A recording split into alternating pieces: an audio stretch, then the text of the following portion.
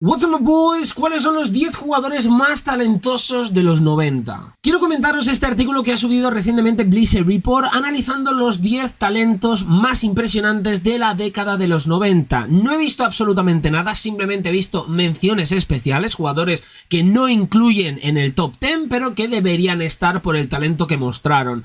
Yo creo que lo que van a hacer es jugadores de los draft de los 90, es decir, jugadores tipo Michael Jordan que jugaron en los 90 pero pertenecen al draft de los 80, no creo que estén en esta lista. Yo creo que, repito, van a ser jugadores de los draft de los 90. Ahora, dicho esto, no lo sé, me puede pillar por sorpresa. Lo único que he visto es menciones especiales y de hecho vamos ya a esas menciones especiales, como os digo, porque aquí lo veis, bueno, jugadores que no están pero que han sido difíciles dejarlos fuera. Chris Webber, Arvydas Sabonis, Clyde Drexler, Gary Payton, Tony Kukoc, Grant Hill deberían estar incluidos. También hablan, por ejemplo, bueno, Karl Malone fue un anotador de élite, ayudó a John Stockton a generar su producción más grande de todos los tiempos.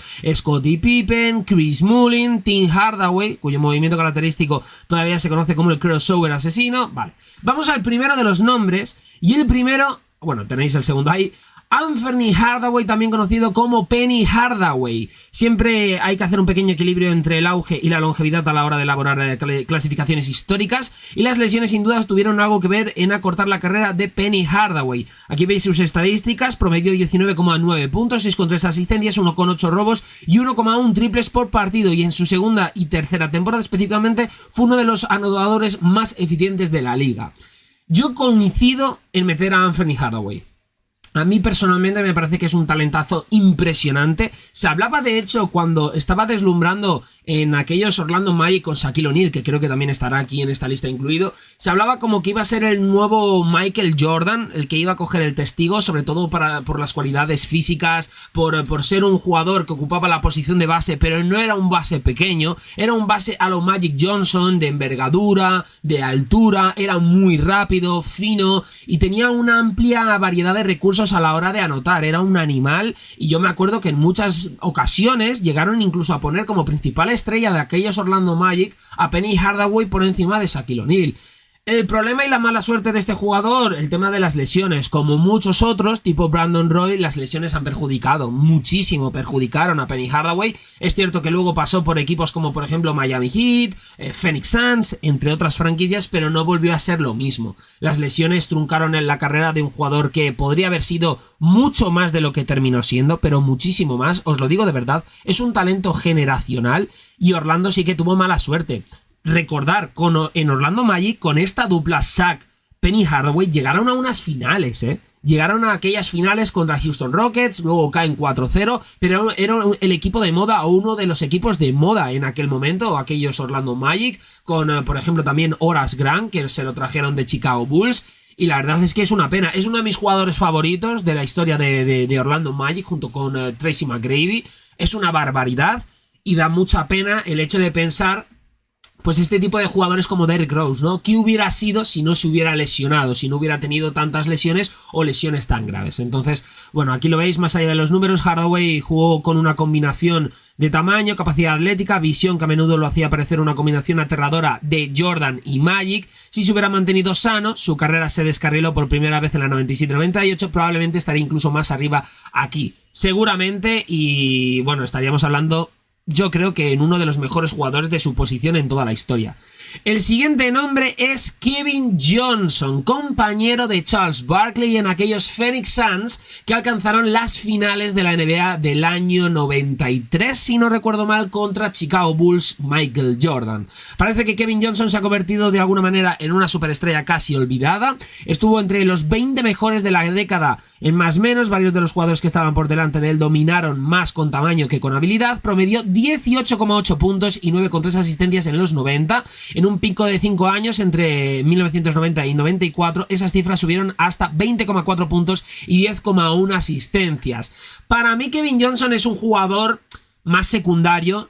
Aquí la cosa cambia. Para mí Kevin Johnson no es, por ejemplo, un jugador como pintaba, por ejemplo, Penny Hardaway, o lo que llegó a ser incluso Penny Hardaway. Kevin Johnson para mí es un jugador que rodeaba o que acompañaba bien, por ejemplo, aquí lo veis, ¿no? La camiseta de Phoenix Suns del año 93, 94, a Charles Barkley, que era la gran estrella, pero era un jugador del cual yo creo que si eres un jugador franquicia te agradaba tenerle al lado porque era un grandísimo apoyo, ¿no? De hecho, por ejemplo, aquí en este artículo, fijaros, en el tiempo que se tomó como muestra para este ejercicio, Johnson anotó apenas 0,8 triples por partido, sin embargo tuvo un porcentaje de tiro real por encima de la media en todas y cada una de las temporadas de los años 90.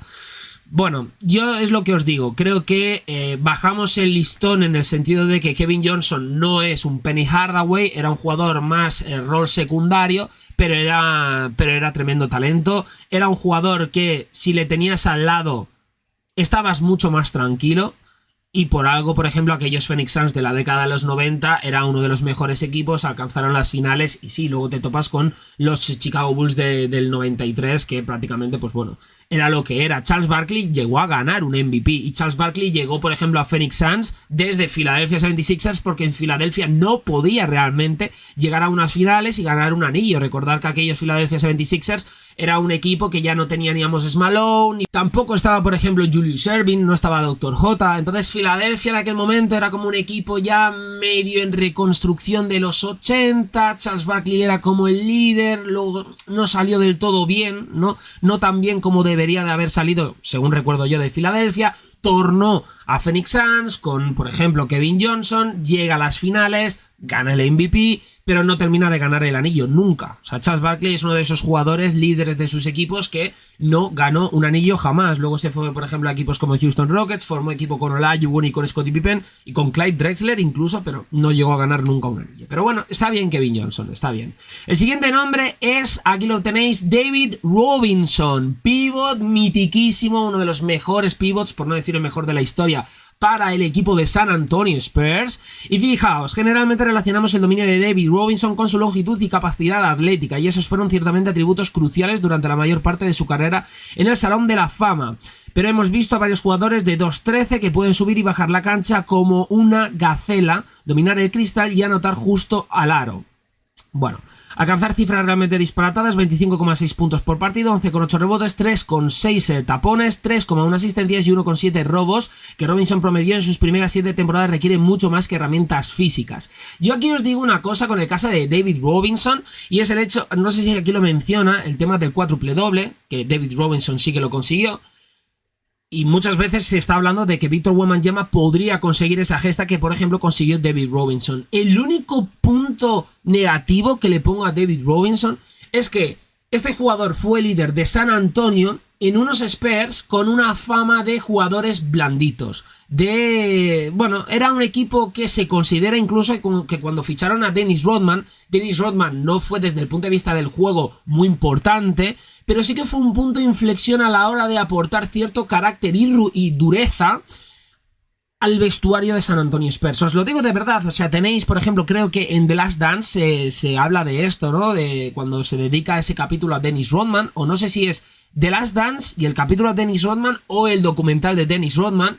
Cuando se habla de que este jugador torna a San Antonio Spurs, se va al equipo de San Antonio, se habla de esto, de que San Antonio Spurs era un equipo con mala fama en cuanto a ser blanditos, y bueno, Dennis Rodman como que cambia esto, ¿no? Con sus cambios de pelo, con su carácter, es como que insufla cierta dureza al vestuario de San Antonio, hay un punto de inflexión, pero el verdadero punto de inflexión es la selección de Tim Duncan como jugador de San Antonio Spurs en el draft. Ese es el verdadero punto de inflexión. ¿Por qué? Porque a partir de ahí, en su primera temporada, estoy hablando de memoria, San Antonio gana el anillo.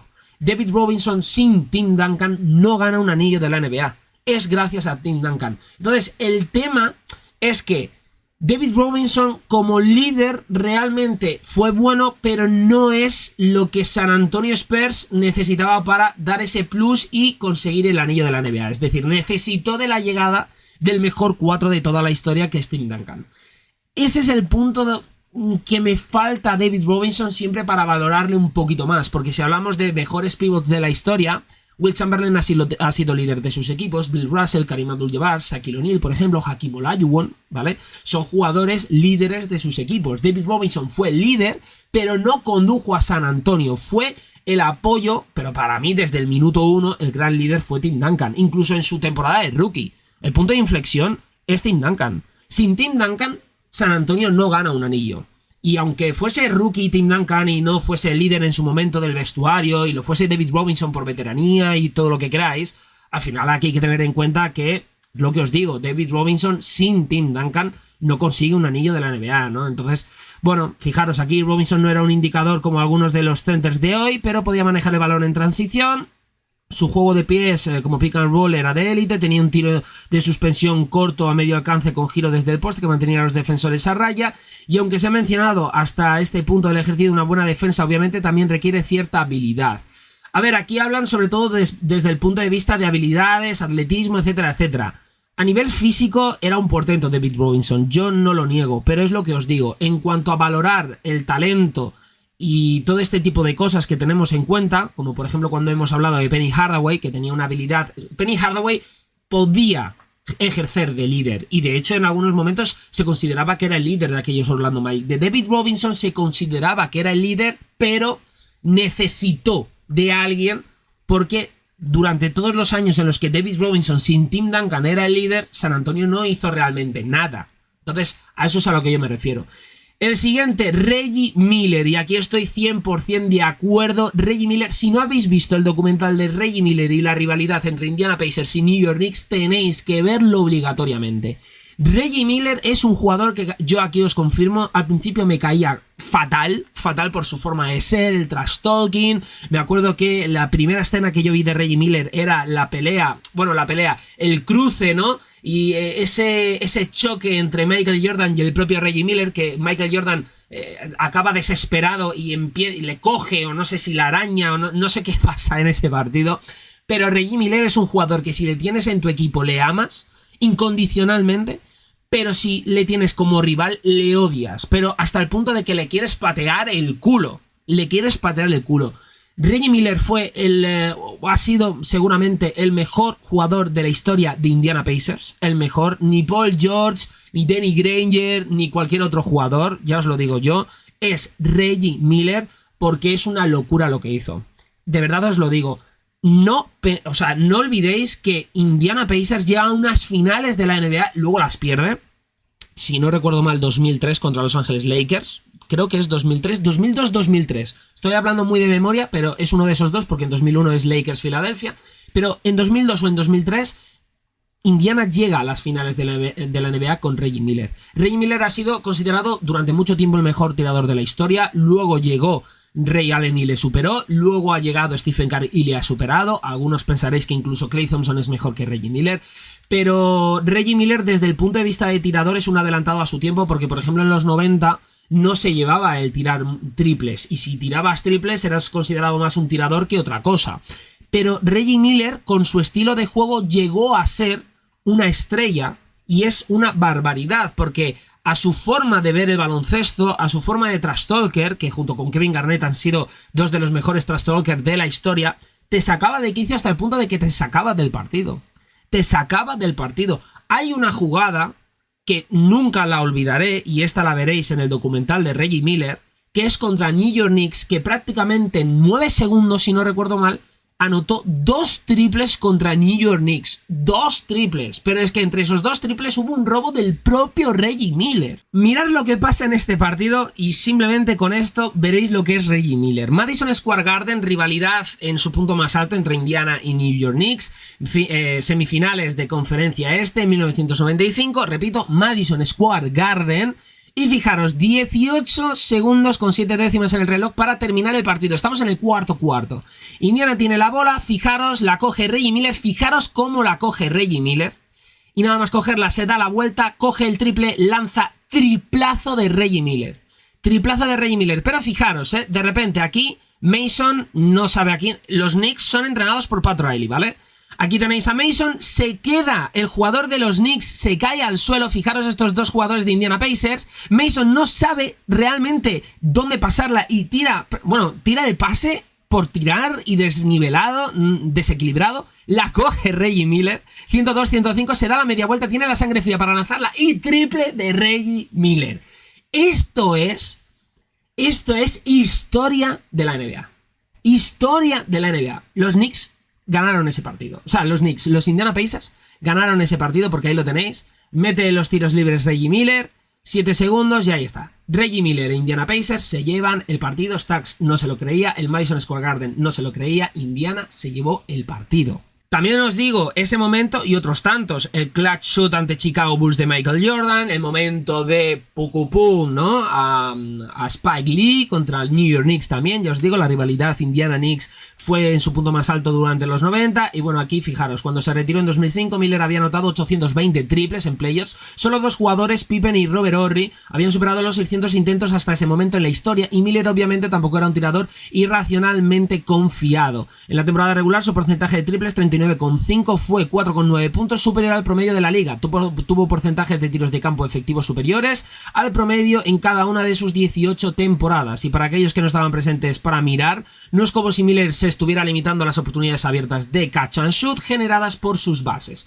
A ver, aquí tenéis también que tener en cuenta la época. No es lo mismo un jugador tirador a día de hoy, con la NBA de a día de hoy, cómo se juega y todo esto, que por ejemplo ser tirador y ser un jugador como Reggie Miller en los 90. No tiene nada que ver. Charles Barkley en el top número 6. No sé quién va a estar por delante de Charles Barkley, pero he de deciros que es uno de mis jugadores favoritos en la posición de 4, porque la velocidad, el cuerpo que tenía, el apodo de Charles Barkley es el Gordo Barkley, pero el físico que tenía, al final era un cuerpo un poquito tonelete, ¿vale? Tonelete, pero no era lo que se veía en cancha. Es decir, tú lo veías y dices, este jugador no es rápido, no es físico, no es atlético. Todo lo contrario. O sea, la apariencia con Charles Barkley cambiaba en absoluto. De hecho, Daimiel muchas veces le he escuchado el comentario de que no había visto a nadie correr de un lado a otro de la cancha con tanta rapidez como Charles Barkley.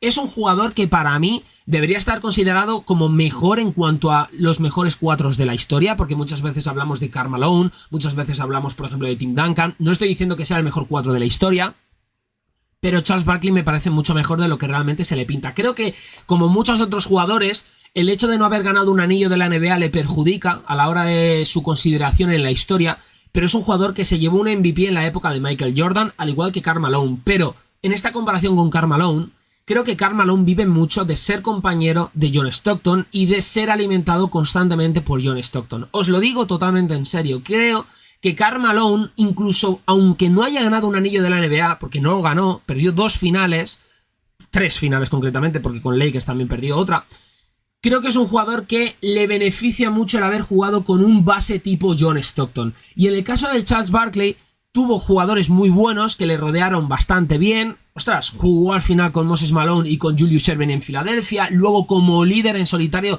de aquellos Phoenix Suns, tuvo entre otros a Kevin Johnson, pero no es lo mismo. No tuvo, por ejemplo, a un John Stockton que le alimentara constantemente. Y él era la pieza principal de ese equipo, ¿no? Fijaros aquí, Edwards nació después de que Charles Barkley se retirara. Él y muchos de los fans de la NBA de hoy nunca tuvieron la oportunidad de ver a Barkley jugar en vivo. Muchos probablemente lo conozcan más como una personalidad de televisión que como un all-star perenne. Entre 1990 y 96 promedió 24,2 puntos, 11 contra rebotes, 4,2 asistencias y 1,7 robos. A pesar de acertar apenas el 28,4% de sus triples, no era un grandísimo tirador. Su porcentaje real de tiros estuvo por encima del promedio en cada una de esas temporadas y muy por encima del promedio en una. Los puntos añadidos de Basketball Reference restan los puntos por intento de un jugador. En 1989 y 90, sus 374,5 puntos encabezaron la liga. Llegar a ese nivel con un porcentaje de triples de 21,7, 1,2 intentos por partido, es una auténtica locura. Y dentro de la línea, Barkley era imparable y eso no se debía simplemente a su tamaño. De hecho, con una altura de 1,98, Barkley era famoso por ser demasiado pequeño para ser 4. Acumuló sus puntos con un sólido juego de media distancia, excelentes y decisivos pases de 4 y una variedad de remates alrededor del aro. Yo os lo digo de verdad, para mí es un jugador muy poco considerado, muy poco valorado, y creo que si al final valoramos los mejores 4 de la historia, le deberíamos de tener en mayor consideración por lo que era como jugador, por sus cualidades, por sus características, pero el hecho de no haber ganado anillo, la cultura del anillo, es lo que termina perjudicando seriamente a Charles Barkley. Siguiente jugador, Mark Price, leyenda de Cleveland Cavaliers.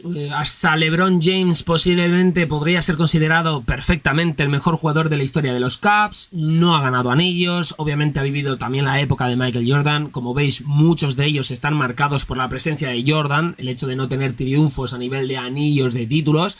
Pero bueno, Cleveland Cavaliers, hasta la época de LeBron James, posiblemente este equipo de Cleveland Cavaliers era el mejor equipo de su historia en cuanto a franquicia.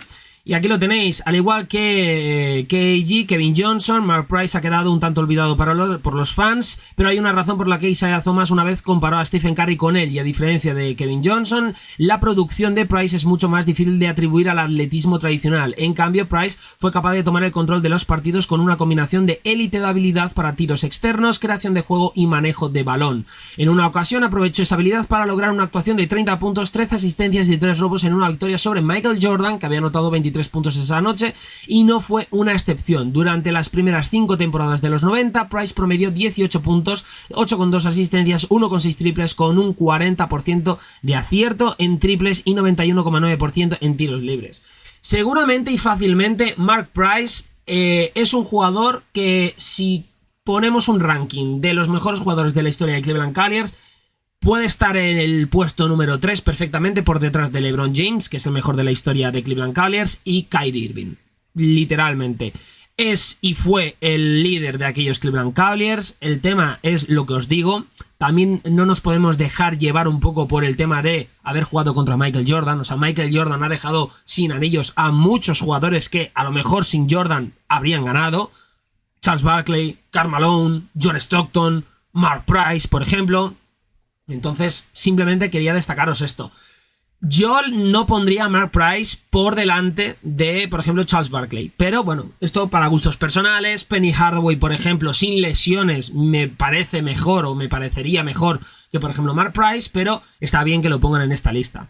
El siguiente es Hakeem Olajuwon y le ponen en el 4. Cuidado, para muchos es el mejor pívot de la historia, superando a Will Chamberlain, a Bill Russell, a Kareem Abdul-Jabbar. Mucho cuidado, Shaquille O'Neal también.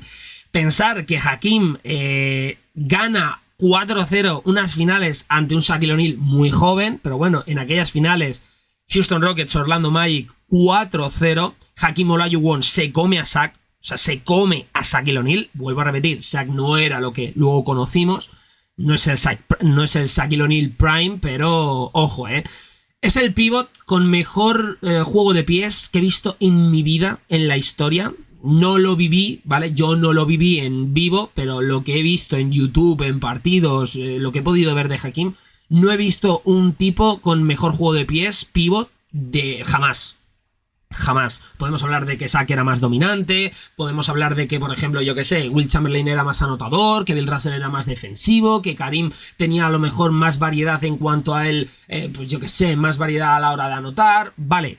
Pero juego de pies, Olajuwon era impresionante. Fue número 1 del draft, del mismo draft que Michael Jordan. Fue número 1. Número 1 y no es por nada. O sea, es uno de los mejores jugadores de la historia. Y aparte, tiene 2 anillos. Es cierto que los 2 anillos los ganó en las 2 temporadas en las que... Bueno, en la temporada en la que Jordan no estaba en la NBA porque se retiró en el 93. Olajuwon ganó en el 94. Y luego, aunque volvió Jordan en el 95, recordar que fue aquel año donde Jordan volvió, pero cayó eliminado él y Chicago contra Orlando Magic, y ahí es cuando vuelve a ganar otro anillo con esa pareja de Houston Rockets formada por Hakeem Olajuwon y Clyde Drexler. Hakeem Olajuwon, bicampeón de los 90, obviamente tenía algunas ventajas físicas que la mayoría de los demás en esta lista no tenían, como decía el viejo refrán. Bueno, Olajuwon figuraba con una altura de 2,5 metros. De todos modos, sigue siendo una inclusión digna en este top 5, en gran parte gracias a su capacidad para hacer cosas a esa altura que rara vez hemos visto antes o después de su carrera. En sus 2 postemporadas que terminaron en campeonatos, promedió 30,9 puntos, 10,7 rebotes y 4,4 asistencias, mientras lanzaba con un 52,6% en tiros de campo. Pero, como es el caso de Robinson, esta discusión obviamente no se limita al aspecto ofensivo de la cancha. Olajuwon era un defensor feroz y eficaz del aro, lideró la liga en tapones por partido 3 veces en los 90. O sea, para que veáis, superó los 4 tapones por partido 3 veces, y no llegó a esas cifras solo por sus dotes físicas. El sentido del tiempo y los instintos son cruciales para los taponadores de tiros, y pocos a lo largo de la historia cumplieron con esos requisitos como Olajuwon. Un jugador sin igual. Yo estoy completamente de acuerdo de que le pongan aquí, mínimo top 4, no sé, he visto ahora que el jugador que le meten al siguiente está bien, pero es una maravilla. O sea, Hakeem Olajuwon es una barbaridad. Siguiente jugador, John Stockton, y aquí sí que os digo, sin Stephen Curry, yo he considerado a John Stockton durante muchísimo tiempo el segundo mejor base de la historia, solo por detrás de Magic Johnson. Para mí, Magic Johnson sigue siendo el mejor base de la historia. Luego Stephen Curry. Vuelvo a deciros que ya este debate considero que es más subjetivo que objetivo. Cómo entiendas el baloncesto, cómo entiendas la posición de base, porque son estilos muy opuestos, muy diferentes. John Stockton es más del estilo Magic Johnson, y en esa comparación Stockton pierde, pero seguramente de los 90 John Stockton ha sido el mejor base. Con enorme diferencia. Con enorme diferencia. John Stockton es un jugador que a lo mejor no lucía tanto como Karl Malone, porque Karl Malone era el que metía más puntos, pero John Stockton era el artista, era el que pintaba el cuadro. Os lo digo de verdad, era el Picasso, porque era el que la visión de juego de John Stockton no tenía comparación a ninguno de los jugadores que había en ese momento. En cuanto a, o sea, Michael Jordan, por ejemplo, no tenía la visión de pase de John Stockton. Por ejemplo, tiraba de 3, era un jugador que, bueno, para sus compañeros era absoluto oro, y para mí era el verdadero líder de aquellos Utah Jazz, que para mí son los mejores Utah Jazz que ha tenido en la franquicia, en la historia de la franquicia. Los fans a veces confunden habilidad con destello, y si bien John Stockton tuvo muchos drives y pases llamativos a lo largo de su legendaria carrera, el base de su juego fueron los fundamentos. Pocos jugadores, si es que hubo alguno en la historia de la NBA, fueron tan sólidos en habilidades más básicas del juego como Stockton. Pases picados, con 2 a 1 mano, el manejo de balón, los tiros en suspensión, la lectura de la cancha, la navegación por los bloqueos, y los pases parecían algo natural para él. La combinación de todo lo anterior condujo a una línea de estadísticas verdaderamente loca. En los años 90, Stockton fue cuarto en más menos, solo por detrás de Jordan, Magic y Robinson, con promedios de 14,9 puntos, 11,9 asistencias y 2,3 robos. También acertó el 54,5% de sus intentos de 2 puntos y el 39,9% de sus triples. Estoy viendo que meten a Magic, y sé entonces, ya que han metido a Olajuwon, etcétera, etcétera, van a meter a Michael Jordan primero, Magic Johnson segundo, tercero a Stockton.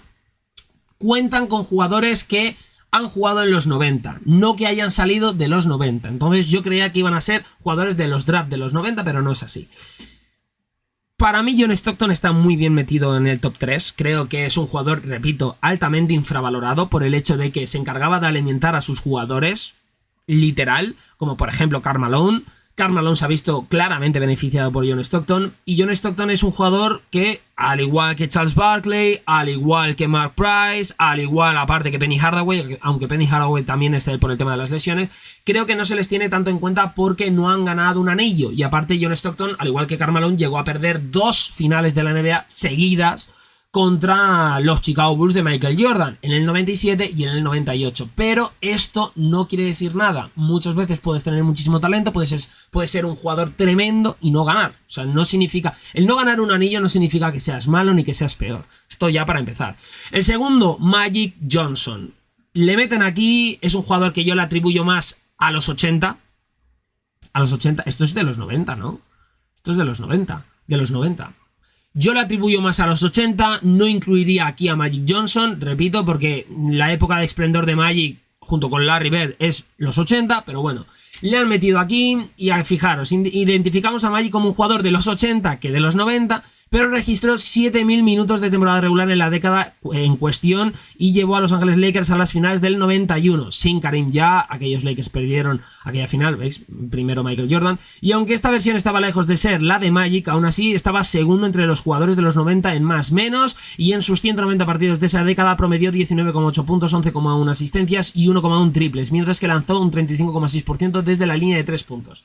A ver, yo os lo digo de verdad. Yo atribuyo más a Magic los 80 que los 90. Yo no hubiera incluido a Magic Johnson, pero si le incluimos y tenemos en cuenta lo que ha sido Magic Johnson, para mí es el mejor base de la historia. Subjetividad, lo que vosotros queráis, pero no ha habido un base con la visión de pase de Magic Johnson. Con el físico de Magic Johnson no ha habido otro. Tiene momentos históricos, porque si hablamos de John Stockton, ese triple que mete, por ejemplo, a Houston Rockets de Charles Barkley, o por ejemplo Stephen Curry, todo lo que queráis, Magic Johnson hay que hacerle una especie de hueco aparte. La canasta que mete en el Garden, frente a Boston Celtics, con esa rivalidad, el skyhook que se marca Magic Johnson teniendo a Karim para dar el pase. dejando al Garden silenciado. Y entre otras cosas, ese momento es como el más legendario, pero hay muchos otros. Magic Johnson es un base que cuando en su primer anillo contra Filadelfia, que lo ganaron los Lakers, se lesiona Karim. Si vosotros recordáis el documental Lakers-Boston Celtics, la rivalidad, ese documental hecho por la ESPN, se habla de esas finales. Y cuando se lesiona Karim, que en ese momento era el mejor jugador de Lakers, todo el mundo estaba como ya hemos perdido, porque era una época dominada por los pivots. Moses Malone estaba en aquel equipo.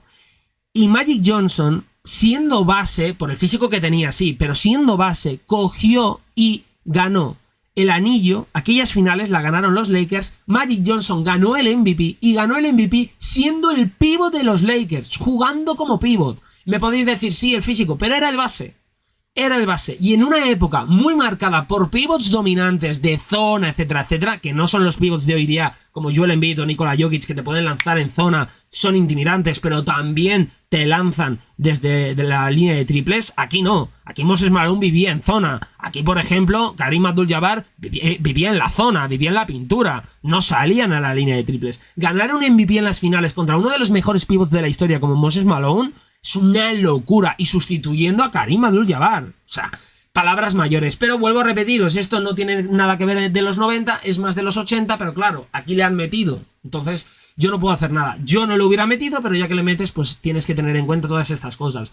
¿Qué hubiera sido, por ejemplo, si no contra el Sir Magic Johnson? Madre de mi vida. Y por último, Michael Jordan. No hace falta que os diga nada más. El GOAT, para muchos, que aquí vuelvo a decir lo mismo que he dicho con Magic y Stephen Curry. Creo que ya la igualdad es tan extrema que en este debate, si dices que LeBron James es el mejor de la historia, te lo compro. Si dices que Michael Jordan es el mejor de la historia, te lo compro también.